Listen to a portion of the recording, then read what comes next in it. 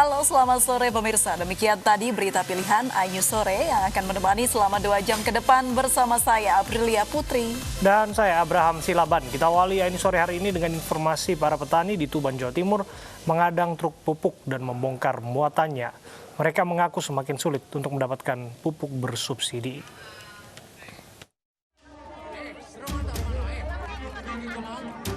Petani Desa Jadi, Kecamatan Semanding, Kabupaten Tuban nekat mengadang 3 truk pengangkut pupuk bersubsidi yang melintas di desanya karena sulit mendapatkan pupuk. Petani yang menderita krisis pupuk ini langsung membongkar paksa truk pupuk di tepi jalan. Para petani menggelar aksi ini untuk menarik perhatian pemerintah agar memperhatikan pasokan pupuk untuk petani. Para petani mengaku akhir-akhir ini semakin sulit mendapatkan pupuk subsidi. Perwakilan distributor pupuk subsidi mengatakan pupuk subsidi untuk para petani sebenarnya sudah terjadwal. Karena kita itu nggak ada sama sekali di kios-kios, nggak ada, kita mau beli. Kebetulan lewat sini kita hadang semua. Memang sulit Pak nyari pupuk ini? Memang nggak ada sama sekali, nggak ada di kios-kios, nggak ada. Jadi ini tadi sudah disepakati ya bahwa pupuk ini tetap dikirim ke tujuan semula yaitu Kecamatan Babakan. Kemudian untuk yang di Desa Jadi ini nanti dipastikan oleh distributor. Setelah dimediasi camat dan petugas keamanan setempat, para petani akhirnya melepas truk pupuk subsidi yang mereka adang. Petani mengeluhkan pupuk karena kebutuhan pupuk bersubsidi ini hanya tersedia 30% dari total kebutuhan para petani di masa tanam. Dari Tuban, Jawa Timur, Pipit Wibawanto, iNews melaporkan. Petani di Kabupaten Tuban, Jawa Timur mengadang 3 truk pengangkut pupuk bersubsidi yang melintas di desa mereka. Mereka mengadang truk karena sulit mendapatkan pupuk bersubsidi.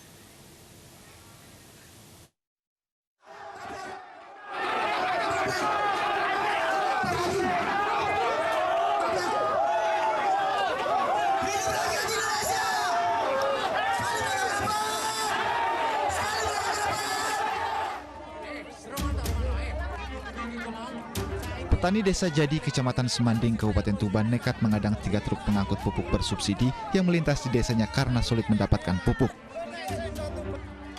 Petani yang menderita krisis pupuk ini langsung membongkar paksa truk pupuk di tepi jalan. Para petani menggelar aksi ini untuk menarik perhatian.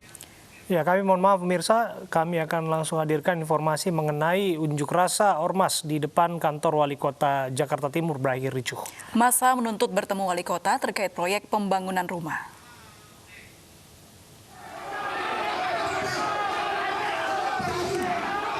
Unjuk rasa Ormas Gerakan Masyarakat Bawah Indonesia GMBI di depan kantor Wali Kota Jakarta Timur siang tadi diwarnai kericuhan. Kericuhan terjadi saat massa memaksa masuk menemui Wali Kota namun dihadang oleh petugas keamanan.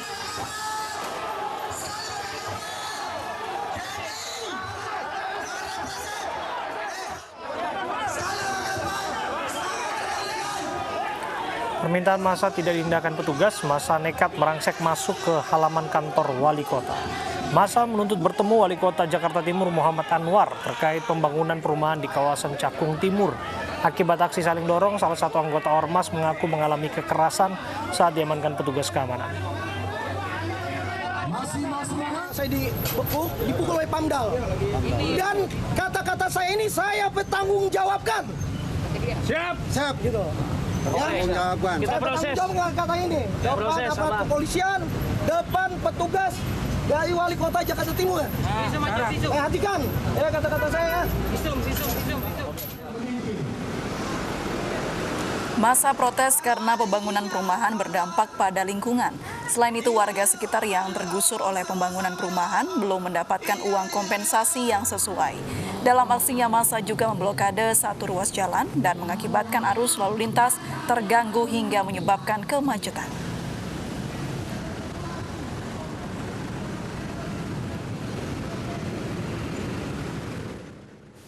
Pemirsa, sejumlah serikat buruh hari ini menyerahkan berkas gugatan Undang-Undang Cipta Kerja ke Mahkamah Konstitusi. Meski tidak menggelar unjuk rasa, aparat keamanan disiagakan di sekitar gedung MK hingga kawasan Patung Kuda. Puluhan buruh dari sejumlah serikat pekerja ikut mengawal penyerahan berkas gugatan Undang-Undang Cipta Kerja ke Mahkamah Konstitusi. Meski datang dengan membawa mobil komando dan membawa sejumlah spanduk, tidak ada agenda unjuk rasa yang digelar para buruh. Sejumlah penjagaan dari polisi juga terlihat di depan Mahkamah Konstitusi hingga ke patung kuda.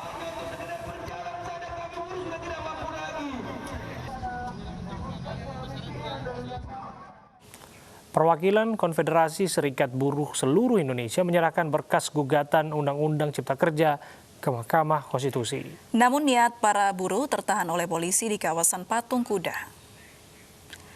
Massa buruh dari Konfederasi Serikat Buruh seluruh Indonesia berkumpul di kawasan Patung Kuda, Jakarta Pusat. Mereka berniat menyerahkan berkas gugatan Undang-Undang Cipta Kerja ke Mahkamah Konstitusi. Ada 3 kotak berkas gugatan yang akan diserahkan para buruh, namun aparat keamanan menahan perwakilan buruh menuju MK. Kami sudah memohon gugatan materi dan formil ke Mahkamah Konstitusi, tapi ada yang tertinggal dan ini yang kami antar sekarang. Tapi ternyata kita di sini ditahan, tidak bisa karena kata pihak kepolisian kita hanya bisa 5 orang masuk. Fasilitas bandara yang rusak setelah penjemputan Rizik Syihab oleh pendukungnya mulai diperbaiki. Sebelumnya pihak Front Pembela Islam sudah meminta maaf atas kerusakan tersebut. Petugas mulai memperbaiki fasilitas yang rusak di Terminal 3 Bandara Soekarno-Hatta, Tangerang, Banten. Sejumlah tanaman tampak rusak, begitu pula dengan papan pengumuman. Petugas bandara akan mengganti bangku yang rusak, sementara yang bisa digunakan ditata kembali. Juru bicara FPI Slamet Ma'arif menyatakan permintaan maafnya atas dampak diakibatkan simpatisan Rizik Syihab yang datang ke Bandara Soekarno-Hatta.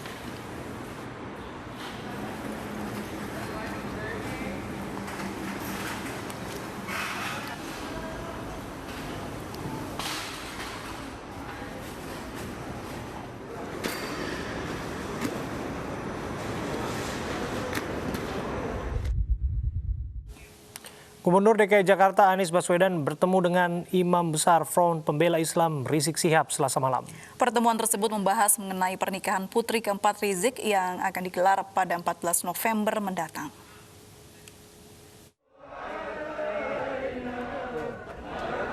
Imam Besar Front Pembela Islam Rizik Syihab tiba di tanah air pada Selasa pagi.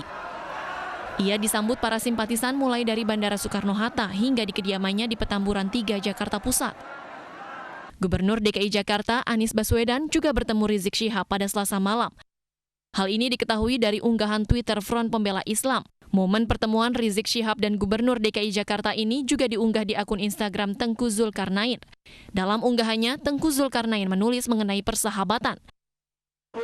Tengku Zulkarnain menyebut salah satu perbincangan dalam pertemuan ini adalah soal rencana pernikahan anak Rizik Syihab, Najwa Shihab, yang akan digelar beberapa hari ke depan. Pernikahan anak keempat Rizik rencananya akan dihadiri oleh keluarga, sahabat, para ulama, dan pendukung Rizik. Kasus dana hibah, kasus dana nasabah yang hilang sebesar 20 miliar rupiah, pihak Maybank memastikan akan membawa kasus tersebut ke pengadilan. Di sisi lain, Winda sebagai nasabah merasa dirugikan dan menyatakan tidak pernah memutar uang yang ia simpan.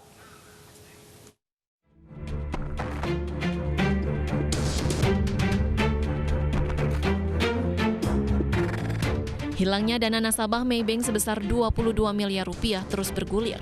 Korban penggelapan dana nasabah Winda Lunardi kembali angkat bicara. Ia menjawab seluruh tudingan Maybank Indonesia terhadap dirinya. Winda Lunardi mengatakan ia membuka rekening untuk tabungan masa depan dan tidak pernah memutar uang tabungannya karena ia tengah belajar di luar negeri. Saya nih hanya membuka rekening. Lalu papa saya memasukkan dana sebagai tabungan masa depan. Dan selama beberapa periode itu saya sedang melakukan studi di luar negeri. Jadi mungkin nggak saya bisa datang ke bank untuk melakukan transaksi apapun. Karena saya statusnya aja masih lagi di luar negeri, lagi studi. Jadi itu. Jadi segala jenis rekening koran waktu itu kan pasti wali saya ada yang menerima. Ya wali-wali saya percaya saja. Justru karena kita percaya Maybank itu aman, ya papa saya kan ada menambahkan dana untuk tabungan gitu. Emang statusnya hanya untuk tabungan gitu Kak. Jadi segala perputaran uang dari rekening saya itu yang perlu dipertanyakan, kenapa bisa ada otorisasi. Saya nggak pernah kasih otorisasi, gimana mau kasih otorisasi juga, saya lagi di luar negeri lagi belajar. Sebelumnya, pihak Maybank menunjuk Hotman Paris selaku kuasa hukum dalam kasus ini. Hotman pun menyampaikan sejumlah kejanggalan ini. Salah satunya adalah kartu ATM dan buku tabungan nasabah dipegang oleh pimpinan cabang inisial A dari awal pembukaan pada 27 Oktober 2014 sampai saat ini. Ia menduga ada keterlibatan lebih dari satu oknum. Bank dalam bank, ya berarti kan pimpinan cabangnya kan memainkan duit orang.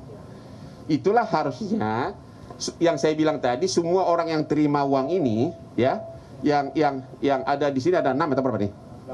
8 harusnya diperiksa. Ini belum diperiksa di Mabes Polri. Harusnya kalau benar-benar tidak bisa dipertanggungjawabkan, ya akan penyidikan ditingkatkan ke mereka gitu loh.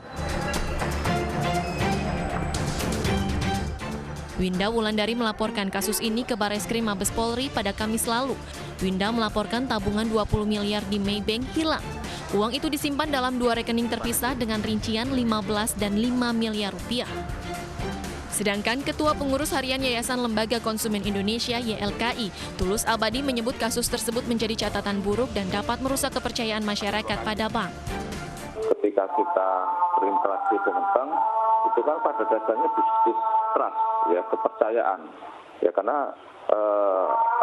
ketika kita mulai menyimpan uang di bank, ya konteksnya kan aman, ya, syukur-syukur mendapatkan bunga. Dan juga ini walaupun saya tidak mengatakan apakah dalam kasus ini ada praktek bank dalam bank seperti kata pengacara Hotman Paris, tapi ini yang saya tengarai, fenomena-fenomena ini memang banyak terjadi di Dalam kasus ini, polisi sudah menetapkan kepala bank tersebut sebagai tersangka yang terlibat penggelapan dana nasabah.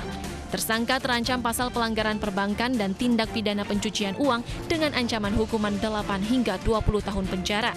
Tim Liputan iNews melaporkan.